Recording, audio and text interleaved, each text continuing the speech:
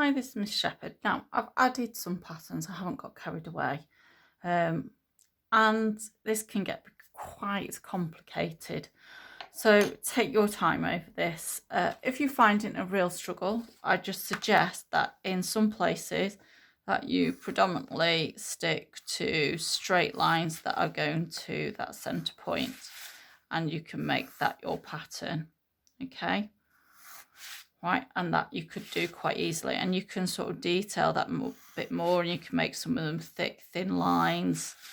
You could make that quite interesting, and you could be blocking in those lines with pen or pencil crayon in a bit.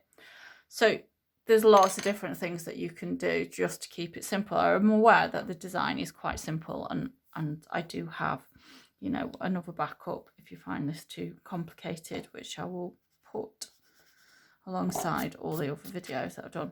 So you have different options. Whatever you've got, you might actually choose to paint certain sections of it. That's fine, not a problem. That can make it really interesting, but I'm not going to demonstrate that today. I want you to have a good think about your colours. I would say start thinking about colours as warm colours or cold colours. I was quite attracted to these being quite warm, you know, sunny, you know, reminds you of summer and the flowers and everything. Or you could be thinking of something a bit more cooler.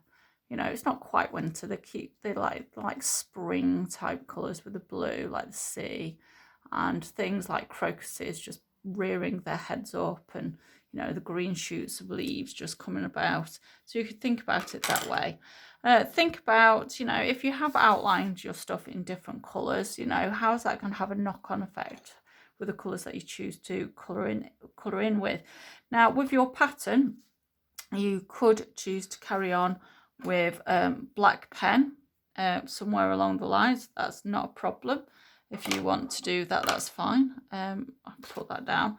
So I'm going to demonstrate with this.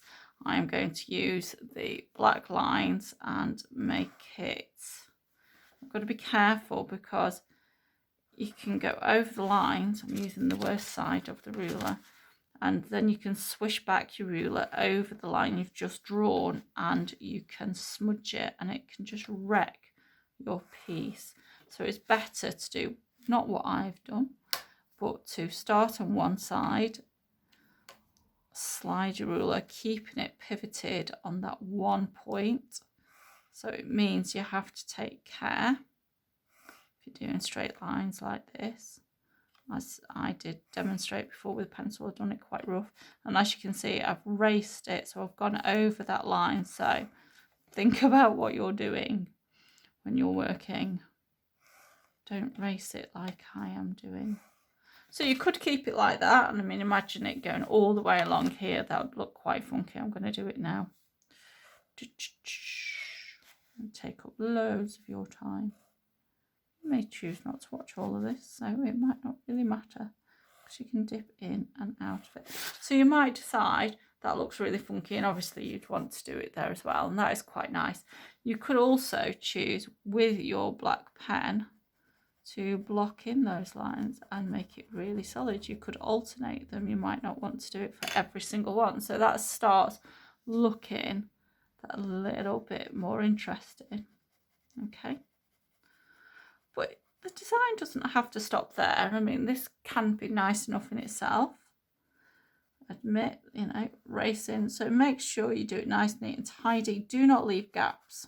Yeah, that's the worst thing with pen, is leaving gaps. So you can see that a little nice pattern is forming within that. So a very simple motif of a thick line and two thin lines repeated throughout, and that can look absolutely fantastic. You might block them all in. So you could go, yay, I like that, but there's nothing to stop you from maybe adding in like circular dots and just doing something that little bit different. Okay, you can make it look a bit more unique, and you don't actually have to go, right, yeah, it's going to be this, it's going to be that. You can start thinking about your cool colors, and you could start actually using them and going, yeah. And you could either solid them in, block them in, rather than solid them in. Solid one, right? but you could actually start building in your colour like so. And you might want to alternate that, or you might want to actually do something else in here. You could do little like lines as if it's a pavement, so you could alternate them as well going through. And I'm going to cheat here and rather doing it in pencil first. Please do things in pencil first, unless it's going to really muck it up. You might be thinking, oh, that's a great way to save time. But the amount of times that people have done this and it hasn't saved time because it's gone wrong, yeah, as they're going along. And I'm going wrong as I'm going along. Yeah, because I'm changing things that are going on. So I've got like purples, and I'm going to make that blue. So as I'm finding, can't go over those lines very well. Okay, so that is like a mix of using handwriting pen and biro. There's nothing wrong with that. I might decide to use my biro here, outlining stuff. Okay, that can look nice. Globules reminds me of those bath mats that you can get in like places in like TK Maxx. They're meant to look like pebbles, but they never quite do. And they're anti-slip mats, aren't they, in your bath that you have, and then they're the most uncomfortable thing underneath your feet. Horrible. So you can sort of get that going. So that can be quite a nice effect on itself.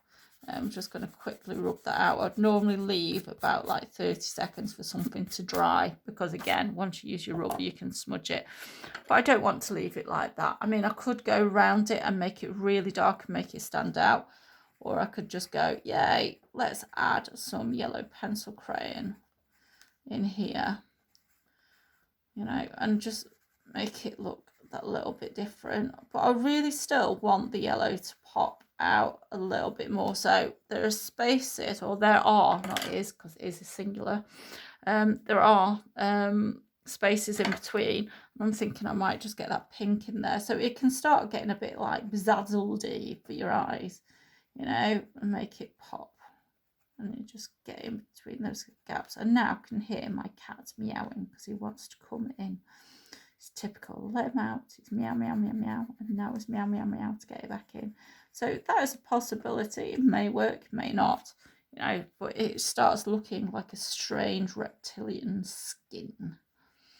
So you could find all sorts of patterns in there that really lend themselves to just being a little bit more bizarre. And why do we want it to look like ordinary and regular? We don't need it to, do we? At the end of the day. So it can be that little bit different. So that's with there, and in this piece I'm sort of mixing my media, but I'm trying to just show you like the different effects that you can get. So like here, I've got a different pattern here as well as here, and I'm not going to go on for too much longer because this is 8 minutes in and you've probably got the idea already, but I'm just going to demonstrate to you another thing that I could do. So I could be outlining with orange. Do you know where we're going to? So I'm getting the outline going on in orange. I quite like that. I'm still sticking to my lovely colours. Oh, that's quite nice. So I've got those. So yeah, shunt it along there. Right, so I'm going to do yellow on the inside here. So this is me doing it all in pencil crayon, so I'm not using extra pen. And then what I could be doing is, or I could use blue. I mean, that could be quite funky, or I could use pink, so I might actually use the blue. Damn, changed my mind. Yeah. And blue complements orange. It's the opposite of each other on the colour wheel. So when we think about like blues and purples, starting looking not just at cold colours, but their colours next to each other on the colour wheel, and that's what we call harmonious colour. There's loads of things on colour theory. I mean, you could look up colour theory and colour complementary colours, harmonious colours on the internet. And you might be quite surprised what you might find. I mean, can you see that? That's looking quite interesting now. Just that little bit different. See, you can have quirky, So it's almost 10 minutes and I've just done a little bit of colouring in or toning or blocking in. I haven't toned actually, but that has taken a substantial amount of time. Okay, so you can see it is going to take you a while, and we'll see how we go. And you know, I might make it 3 double lessons, but this can be a really nice effect. You can get something really good there. So have fun with it, folks. Hope you enjoy it.